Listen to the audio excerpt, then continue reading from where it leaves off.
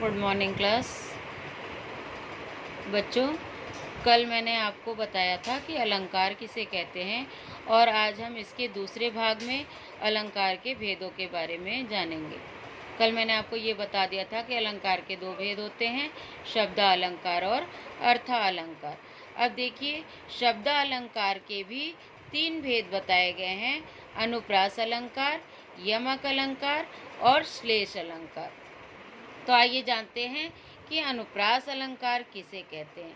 अनुप्रास अलंकार में एक ही वर्ण की आवृत्ति जब एक से अधिक बार होती है तो वहाँ अनुप्रास अलंकार होता है। जैसे कि वर्ण किसे कहते हैं, भाषा की सबसे छोटी इकाई को वर्ण कहते हैं, ये आप जानते हो।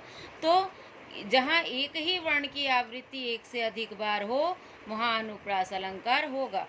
जैसे ये देखिए, आप उदाहरण के तौर पे जो रेड वर्ण दिए हुए हैं लाल रंग से, वही आपके वर्ण हैं।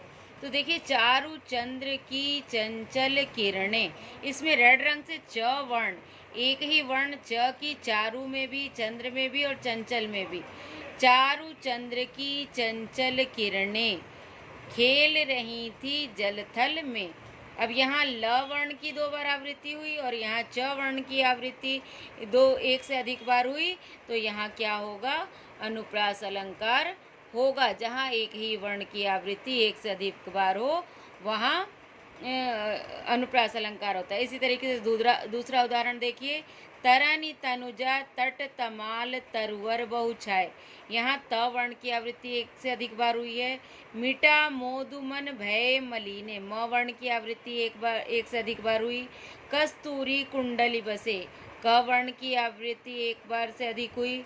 और रघुपति राघव राजा राम, र वर्ण की आवृत्ति एक से अधिक बार हुई, इसलिए यहाँ पे क्या है, अनुप्रास अलंकार है।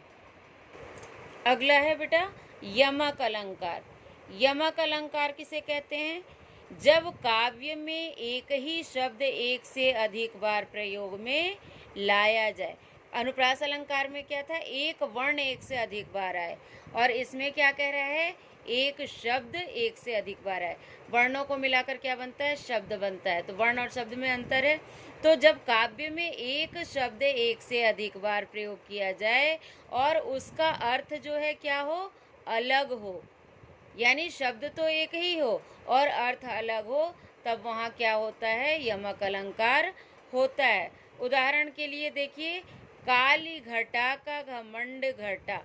यहाँ घटा शब्द है, लाल रंग से दो बार आपको दिखाई दे रहा है घटा शब्द। शब्द तो एक ही है लेकिन अर्थ जो है क्या है, अलग अलग है। तो यहाँ घटा शब्द जो है एक से अधिक बार प्रयोग हुआ, लेकिन अर्थ जो क्या है, दोनों का अलग है। एक घटा शब्द का अर्थ है बादल का छाना, जब बारिश होती है और बादल छा जाते हैं तो काली घटा, यानी काले बादल। और दूसरे का अर्थ है कम होना, घटना मतलब कम होना। जैसे चांद क्या होता है, घटता बढ़ता रहता है, कम होता रहता है और बढ़ता रहता है। कम होने को हम क्या कहते हैं, चांद घट गया। तो उसी तरीके से काली घटा का घमंड हटा। तो इसका अर्थ क्या हुआ कि जो काले मेघ थे, काले बादल थे, उनका घमंड जो है कम हो गया। ठीक है। उसी तरीके से दूसरा उदाहरण देखिए, तीन बेर खाती थी वे, तीन बेर खाती हैं। यानी यहाँ बेर शब्द दो बार प्रयोग किया गया है। एक बेर का, तीन बेर का अर्थ है तीन समय, और एक बेर का मतलब होता है समय, और एक बेर का मतलब होता है फल, जो बेर आप खाते हो। तो इसे कहते हैं कि वो क्या कह रहा है कि तीन बेर खाती थी वे, तीन बेर खाती हैं, कि तीन समय वो क्या करती थी, तीन बेर ही खाती थी। गिनती में तीन बेर और तीन समय वो बेर खाती थी। तो यहाँ बेर का अर्थ तीन बेर का अर्थ क्या हुआ, एक बार तीन समय और एक बार तीन फल वो बेर के रूप में खाती थी। तो बच्चों, इस तरीके से अनुप्रास अलंकार में वर्ण की आवृत्ति होती है और यमक अलंकार में शब्दों की आवृत्ति एक से अधिक बार होती है, पर उनका अर्थ अलग अलग होता है। इसी तरीके से कनक कनकते सौगुनी मादकता अधिकाय, इक खाए बौराए नर एक पाए बौराए। यहाँ कनक शब्द की आवृत्ति एक से अधिक बार हुई है। एक कनक का अर्थ होता है सोना और एक कनक का अर्थ होता है मादक पदार्थ धतूरा। तो क्या कहता है कि एक खाए बोराए नर एक पाए बोराए। अगर एक कनक सोना अगर किसी को बहुत ज़्यादा मिल जाता है तभी वो पागल जैसा हो जाता है, और धतूरा जो है उसे भी अगर आदमी ज़्यादा मात्रा में खा ले तो वह भी पागल हो जाता है। तो कनक शब्द एक ही है, लेकिन यहाँ दो जगह अर्थ है। अब आइए शब्द अलंकार तीसरा और आखिरी अलंकार, श्लेष अलंकार। बेटा श्लेष का अर्थ होता है एक दूसरे से चिपकना, ठीक है। तो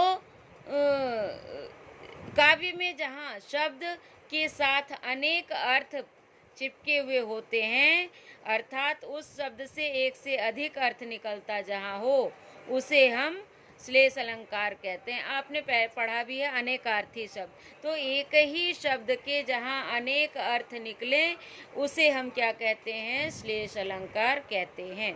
जैसे उदाहरण के देखिए, भिखारिन को देख कर पट देत बार बार। यहाँ पट का अर्थ क्या है? वस्त्र और दरवाजा, ठीक है।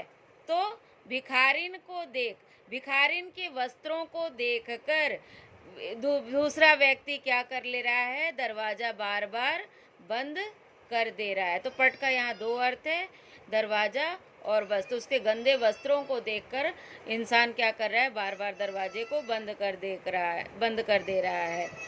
5 सुपारी तो देख बिचारी के, भेंट की चारी न चाउर मेरे।